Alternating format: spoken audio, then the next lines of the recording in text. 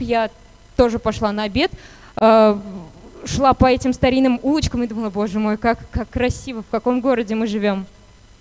Это тоже пример того, как можно вложиться в свою культуру.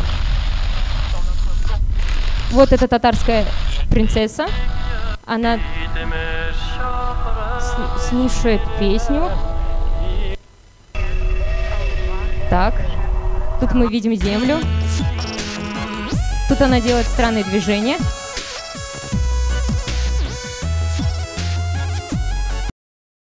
Зуля Камалова в недоумении, куда она попала.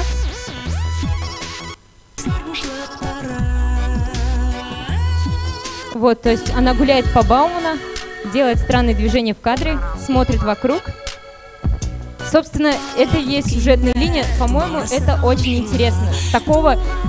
Таких татарских клипов с такой интересной сюжетной линией, ну, я не знаю, по пальцам пересчитать, я больше не знаю.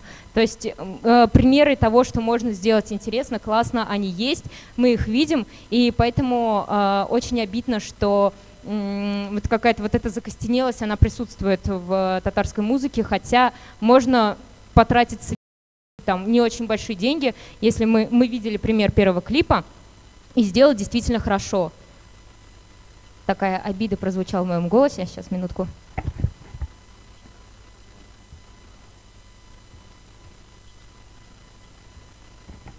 Спасибо. Так, переключаемся. Зачем мы пишем о татарской культуре? Еще хотела сказать пару слов. Наверное, многих тех, кто знаком с Enter, вы знаете, что мы позиционируем себя как лайфстайл-медиа, то есть это такое молодежное модное издание. Мы пишем о развлечениях, о классных людях Казани, о классных тусовках, о новых местах.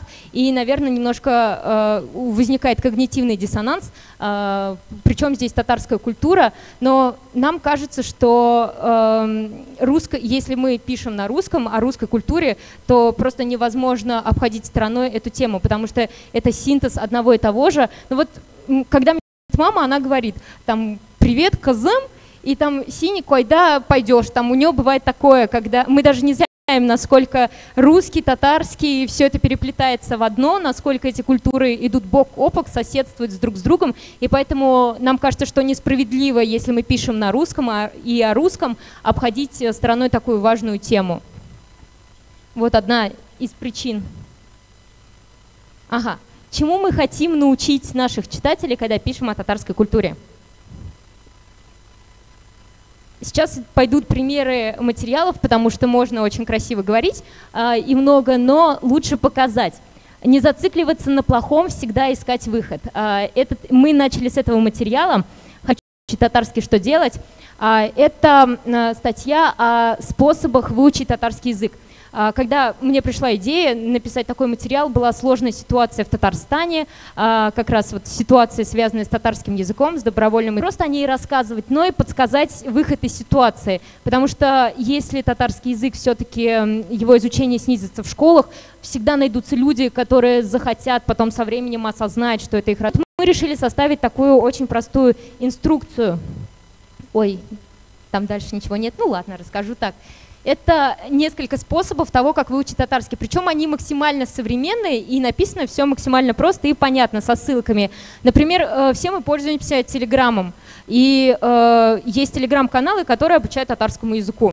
Причем обучают в интересном формате, там картинки, музыка. Можете с утра интересный клип, тот же из тех, что я вам показала, то есть и послушать, и у вас постоянно будет это какая-то практика татарского языка, таких способов выучить татарский. Собственно, поэтому мы хотели показать людям, что помимо таких сложных обучающих программ, есть еще вот такие методы. Познакомить с классными локальными брендами. 10 брендов одежды и аксессуаров из Татарстана, за которые не стыдно. Да, я просто прочла заголовок, как будто бы я его помню. В этом материале мы разбирали наши бренды национальной одежды. Вот, и мы подумали, а что делается в Татарстане? Потому что вроде бы Казань, город, где живут татары, и на улице не так много людей в обычной повседневной одежде с татарским каким-то колоритом. Максимум какая-нибудь футболка, где есть странная загуголина, такой цветочек, который назван татарским. это называется «У меня одежда с татарским узором, с татарским колоритом». И нам стало интересно, какие есть бренды, кто делает такую одежду с национальным колоритом, чтобы ее можно было надеть, то есть и на работу, чтобы в ней можно было пойти и на вечеринку в соль, и, например, у театра там Галяскара Камала, потому что в основном, когда говоришь национальная одежда, у людей возникает ассоциация с мусульманскими магазинами, с длинными платьями, которые выставлены на витрине, вот на улице Парижской коммуны соседней. А когда мы стали искать эти бренды, оказалось, что был такой выбор, что было тяжело действительно найти 10 самых лучших. Для меня это было удивительно, потому что мы в основном видим такую одежду с какими-то вот такими узорами, такие интересные ячеги, стилизованные под современность. Именно на каких-то фестивалях вроде Джади Фест, вроде Пащен-Базары, но они на самом деле есть. И вот если вам хочется узнать что-то новое, внести какой-то колорит в свою повседневную одежду, можете тоже почитать сейчас. Скрытый маркетинг был от меня. Ой... Не злиться, а иронизировать. Редак-центр и психиатр ставят диагнозы героям татарских хитов. Это самый неоднозначный наш материал. Я очень хорошо помню утро после публикации этого материала. Это была суббота. Я проснулась, посмотрела сообщение и увидела, что телеграм-каналы пишут, что издание Enter пробило дно. Это было после публикации этого материала.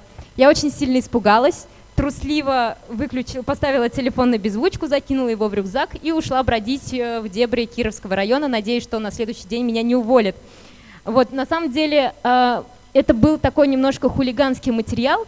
Что мы сделали? Мы взяли хиты, 6 хитов представителей татарской эстрады, и не только татарской, ну и не только эстрады, а еще и рэп-культуры, еще и независимой музыки, и проанализировали вместе с психиатром психическое состояние их героев. Это было очень странно, мы не ожидали, что будет такой отклик, но мы понимали, что мы ходим по тонкой грани, что наверняка этот материал вызовет какой-то ажиотаж, но мы не знали, что о нас напишут в Уфе. То есть мы потом с главным редактором сидели на следующий день выходной, просматривали все публикации на эту тему и думали, боже мой, что происходит?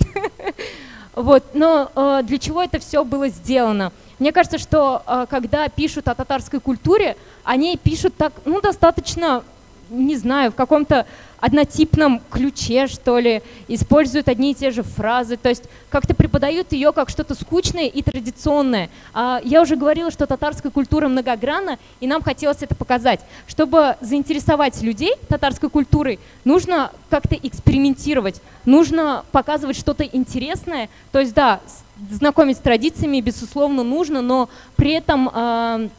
Когда вы хулиганите, делаете вот какие-то вот такие материалы, которые вызывают отклик, это все равно интересует людей, им хочется и дальше интересоваться этой тематикой и читать что-то о татарской культуре. Еще мы разобрали тексты татарских исполнителей, и оказалось, что кто-то пишет достаточно действительно татарский рэп. Я помню, я предложила главному редактору, и он такой: татарский рэп? Что? Он вообще существует? Что это такое? Мне самой стало интересно, он вообще существует. Оказалось, что да, он существует, он есть. И очень странно, что он на волне такого мейнстрима, когда мы все знаем, что такое панчи, мы знаем, что такое флоу, это уже вошло в наш обычный обиход.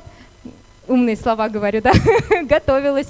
Это все вошло в наш обиход, и поэтому очень странно, что о татарских представителях рэп-индустрии никто не знает. Выяснилось, что они есть, но в этой сфере тоже существует проблема, потому что татарские рэп-исполнители, они выступают только в каких-то маленьких клубах, это все не окупается, и в основном организаторы таких вот вечеринок, концертов говорят им: ну, ребят, давайте, можно выступить один раз бесплатно, можно выступить 2 раза бесплатно, но кушать хочется. Поэтому это тоже, оказывается, когда мы писали об этом материале, мы не знали, что вот существует такая ситуация. Поэтому слушайте татарский рэп, он существует, и неплохо, в принципе, и неплохие есть представители этого жанра. И я надеюсь, что со временем он будет также развиваться и тоже станет, ну, если не мейнстримом, но, по крайней мере, доберется до крупных площадок. Завтра Сабантуй, что это и зачем туда все едут. Это один из моих любимых материалов, хотя, наверное, он не самый такой наш просматриваемый. Это материал о Сабантуе. Как рождалась идея его написать? Оставалась где-то неделя до Сабантуя, и мы подумали, как-то Сабантуй. Ну, что вы знаете о Сабантуе? То есть какие-то люди бьют друг друга мешками по голове, кто-то куда-то бегает, звучит татарская мелодия, кто-то скачет куда-то на конях. Соответственно, все эти игры, танцы и прочее, хороводы, ну да, хороводы тоже есть на Сабантуе, но при этом это же имеет какой-то более глубинный смысл, и нам стало интересно, в чем глубинный смысл Сабантуя. Я стала искать информацию о нем и поняла, что о Сабантуе очень много информации, она очень противоречивая, и все написано академичным языком. То есть это такие сложно сочиненные, сложно подчиненные предложения, и ты читаешь, и вроде ты понимаешь, но мозг в какой-то момент устает и говорит: боже мой, все, я не готов, я люблю свою культуру, но я не готов воспринимать все происходящее дальше. Поэтому мы решили написать этот материал простым, понятным языком, чтобы люди узнали о Сабантуе, и вот когда оказались в следующий раз там, на этой площадке, они поняли, что есть более глубинный смысл у всего происходящего. Я, например, узнала, что впервые о Сабантуе первые упоминания были в 921 году. Ну, то есть этот праздник с тысячелетней историей, и там все даже подвязано с язычеством, что тоже было для меня удивительно. Поэтому мы даже сделали... Так, есть у нас это или нет? Мы решили немножко опять похулиганить и сделали памятку, как вести себя на Сабантуе. Памятка для тех, кто окажется там впервые. Мне это все прочитать? Подсказка от главного редактора. Когда кто-то пошутил на татарском, необходимо вежливо рассмеяться, даже если ничего не понятно. Чувствую сейчас, как стендапер на какой-нибудь стендап-сцене. Нельзя отказываться, если предлагается танцевать, ударить кого-то мешком по голове или выпить кружку чая. Чтобы понравиться окружающим, при звуках любой татарской песни нужно начать приседать попеременно, выкидывая ноги в сторону, руки при этом держать за спиной. Не стоит фотографироваться на фоне коней, возможно, вас примут за участника скачек, посадят на лошадь и отправят в забег. Стоит улыбаться и чаще произносить «Рахмет», «Мундайохши», «Мин татарларны йоратам». Помните, то, что происходит на Сабантуе, остается на Сабантуе. То есть вот такой у нас был материал, он вроде был и познавательный, и при этом мы хотели подать его в легком формате. И мне кажется, вот о татарской культуре иногда нужно писать и так, чтобы людям было интересно это читать. Это «Юлбасма», независимое издательство с национальным колоритом. Это вообще очень хороший пример. Коротко расскажу, о чем материал. Женщина по имени Гузель Хасанова вышла в декрет, решила не печь тортики, чтобы не злить Муслиму Латыпову из Бахетле, если кто-то помнит эту историю. Вот, решила не становиться мамой-блогером, а подумала, что не хватает, что для ее ребенка не хватает книжек, картонок на татарском языке, так чтобы ребенок не жевал книжки, чтобы он их не мял, не съел, и ничего плохого не случилось. И она решила, что лучше не ждать того, когда эти книги появятся, а сделать их самой. Собственно, вот так и появилось это издательство, просто потрясающее, с очень красивыми иллюстрациями, рисунками для детей на татарском языке, для того, чтобы дети с самого маленького возраста впитывали татарскую культуру, интересовались ею, и то есть видели вот эти потрясающие иллюстрации. Сейчас они выпускают еще и материалы на русском языке. Коротко расскажу про книжку Хатира. У них скоро должна выйти книга кулинарных рецептов с старинными татарскими рецептами. Что они сделали? Они придумали потрясающий формат. Даже я, человек, который не очень любит готовить, готов купить эту книгу. Они поехали в деревню к бабушке по имени Хатира и записывали все ее кулинарные рецепты. То есть бабушка готовила, журналисты были сыты и довольны, материал писался поэтому особенно хорошо, и они записывали все эти старинные рецепты и потом собрали издательство «Юлбасма». Как организовать типичную татарскую вечеринку? Это еще один наш хулиганский материал. Вот когда говорят татарская вечеринка, татарская дискотека, у вас, наверное, тоже такие же ассоциации, как у меня. Это очень веселая музыка. Мне кажется, когда мимо такого татарского клуба, слышишь эту такую татарскую музыку, становится немножко не по себе, и ты думаешь, что за шабаш там происходит. Мне нужно ускорить шаг. И на самом деле татарские вечеринки появились в 90-х годах, и с тех пор формат практически не менялся. Меня это очень задевает, потому что, конечно, ходить в соль — это здорово, но я хочу, например, пойти на татарскую вечеринку и поговорить с людьми на татарском языке. Вот я патриот своей культуры, но я не готова идти туда, слушать опять те же самые песни, тот же самый формат, тот же самый диджей, и поэтому мы немножко позлились по этому поводу и решили написать такой материал, рассказали о клубах, в которых проходят татарские вечеринки, это далеко не соль и далеко не джем-бар, любимый некоторыми, и, соответственно, показать, что в формате тоже нужно что-то менять. Вот, то есть у нас большинство материалов немножко с такой, либо это материалы, когда мы рассказываем о татарской культуре, но так, чтобы это интересно показать, что у нас есть еще, что мы можем быть еще и пиарщиками большого события. Вот, мы придумали такую штуку, как солкыншей. Это холодный татарский чай, то есть такой достаточно традиционный, там травушки-муравушки, но при этом туда добавлен лед, потому что это все происходило в рамках фестиваля современной. И нам показалось, что люди будут гулять, людям будет жарко, и они могут подойти, увидеть вот такой потрясающий дизайн стаканчика. Это реверанс в сторону Салавата. Может быть, кто-то узнал его хит. Тоже поется про любовь, про сердце, тоску и прочее. И вот и мы решили немного поэксплуатировать этот образ, сделать Салавата чуть более современным, и придумали вот такое название. Мы умудрились продать около 200 кружек чая, по-моему, мы как раз купили столько же, мы нашли заказчиков, мы сами искали, придумывали технологию, как остужать продумали, сколько литров чая нам понадобится. Вы представляете, журналисты сидят и думают, сколько литров воды для чая нам понадобится. Угу. Фестиваль, сколько там человек, то есть надо было рассчитать, это все было очень сложно, мы сидели допоздна, но в итоге, в принципе, мы все рассчитали и распродали все, что у нас, потому что было замечательно, когда люди подходили, говорили спасибо, нам нравятся ваши материалы. Это было не так часто, все в основном спрашивали, сколько стоит этот чай, но когда это было, то это было очень приятно. Это был последний слайд. Ну, я надеюсь, что у кого-то есть какие-то вопросы. Я с радостью на них отвечу. Девочки, задавайте. Ой, это неловкое молчание. Хорошо.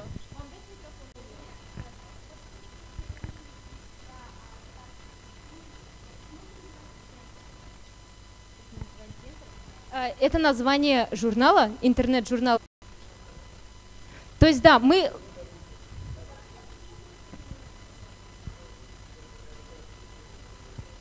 нам просто показалось, что очень смешно, когда люди нас постоянно будут называть Интер, а мы будем говорить, нет, мы не Интер, мы Энтер.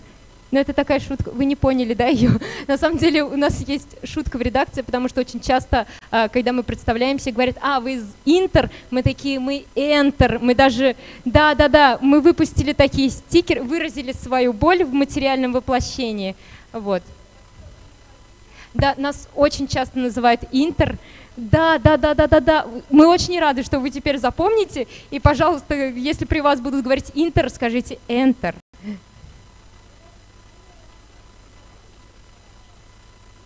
Да. Нет, на татарскую тематику я начала писать только в Enter, никогда не думала, что так получится.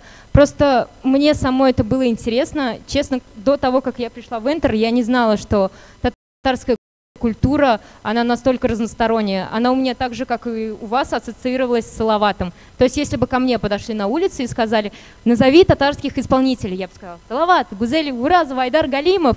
Вот. А сейчас я буду говорить Гауга, Джуна, Инвер Измай, Ислам Сатыров, вижу удивленные глаза в зале. В общем, соответственно, я узнала тоже о татарской культуре больше, и я поняла, что это здорово. Здорово называть себя татаркой, здорово о ней рассказывать, и поэтому я надеюсь, что вы тоже чуть больше узнали о ней. Ну, по крайней мере, не то чтобы для меня это показатель, на самом деле я шучу, конечно. Этого материала было где-то 20 тысяч, да? Да, да, даже чуть больше, то есть это достаточно хороший показатель, и мне кажется, что да, это такое хулиганство, и людей, наверное, зацепила фраза лирические герои, анализ состояния там героев Салавата, но тем не менее, наверное, потом они еще раз заходили, смотрели журналы, им было интересно, а что они на этот раз натворили, что они еще придумали. Мне кажется, это здорово. То есть там как раз-таки Yummy Music это и есть Гауга, который написал потрясающую песню под названием «Алсу». То есть это Джуна, которая использует в своей музыке и флейт. Достаточно сложно. Хотя, мне кажется, если бы она услышала о том, что вот будет что-то подобное организовано, она бы с удовольствием согласилась в этом поучаствовать, потому что татарские независимые музыканты, они очень, чтобы люди слушали качественную музыку. И поэтому, мне кажется, и вообще много действительно локальных местных исполнителей, которые делают хорошую независимую татарскую музыку, с которыми можно было бы устроить такую вечеринку, и тоже в каком-нибудь хорошем клубе.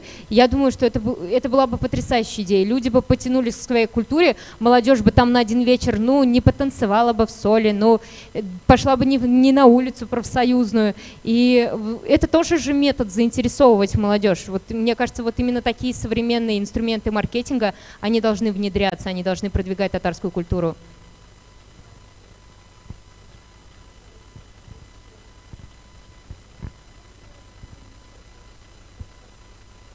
Ну, как у нас это... Да. Они классные ребята. Ну, нет, правда, то есть... Ну, конкуренция, наверное, она... Такая здоровая конкуренция есть, но Инде подписаны на нас, на наш журнал, мы подписаны на них, мы просматриваем их материалы, и я с удовольствием их читаю. Я думаю, что им тоже они с удовольствием читают некоторые наши материалы. Поэтому это помогает нам развиваться. И то есть, если бы мы были единственными представителями лайфстайл-медиа в Казани, мы бы, наверное, ну, как-то ослабили гайки и подумали, ну, можно там в каком-то моменте схалтурить. Хотя я не думаю, что это было бы так. Но вот была бы такая предпосылка. А благодаря тому, что есть ребята, которые тоже в одном ключе, придумывают что-то классное, и мы постоянно думаем, как сделать так, чтобы